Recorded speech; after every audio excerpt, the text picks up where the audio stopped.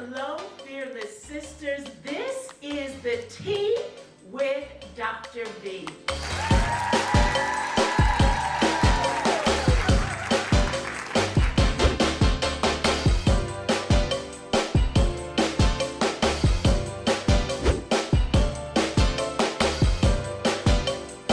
We just talked about this. The first time that person showed you their character, believe them. Yeah.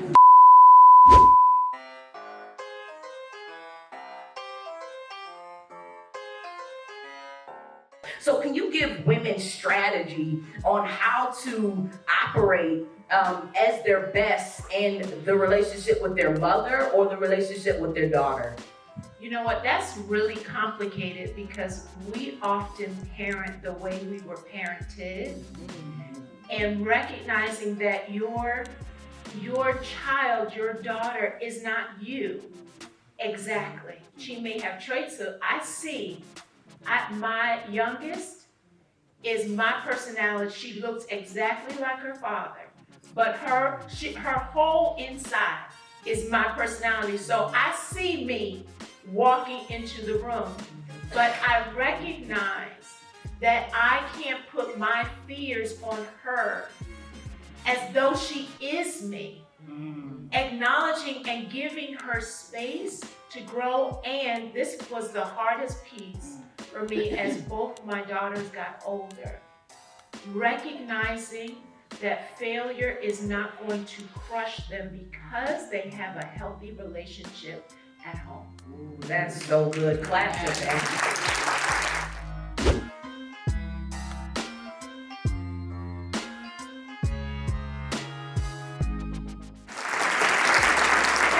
I'm Rebecca Flowers from Marlboro, Maryland, and I have a question on discernment. How do you know in your spiritual journey whether or not you're discerning God's voice on a new path in your career or just professional or personal life? How do you know it's not your flesh that's telling you to go right, but not really discerning that it's really God saying stay where you're on, where you're at? How do you determine whether or not it's your flesh or God? Well, my first initial thought is, are you speaking regularly with the Lord? Do you sit still with Him?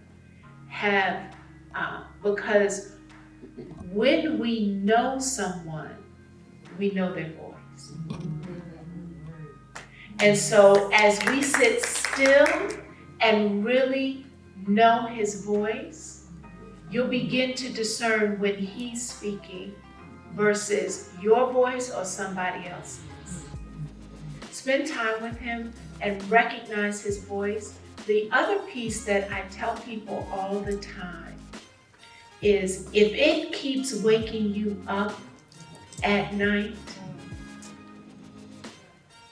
and you are willing to do it regardless of who's in the room or the financial benefit it would provide you. And this is actually more about adding value to somebody else than yourself.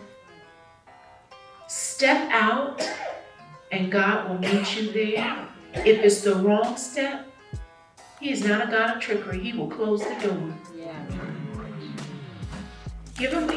Walk in it.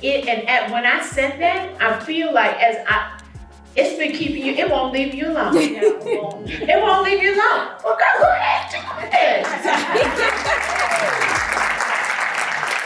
And each step, just as we talked about earlier, failure isn't the finish. So even if you step out and you didn't step perfectly.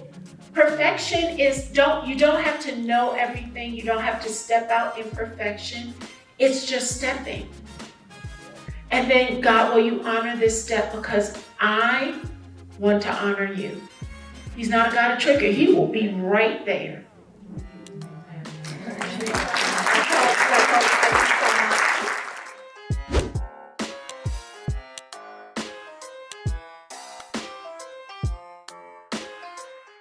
Thinking about the difficult people in our life or the difficult person we can be, and how your thoughts on like getting past those barriers.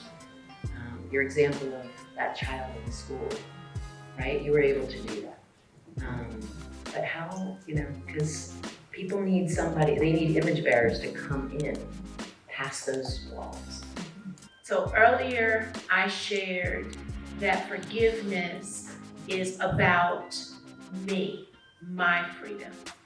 So my story includes a really dark place with an individual who hurt me deeply, who has never said sorry, has never acknowledged, but I'm free. But at the same time, that doesn't mean that they continue to have access to me. So recognizing, creating boundaries also is a part of everyone you're not going to be able to reconcile with. Everybody does not have the privilege of being in your space. So my freedom was the forgiveness so that I am no longer shackled to the past, because there's too much God wants me to do in the future.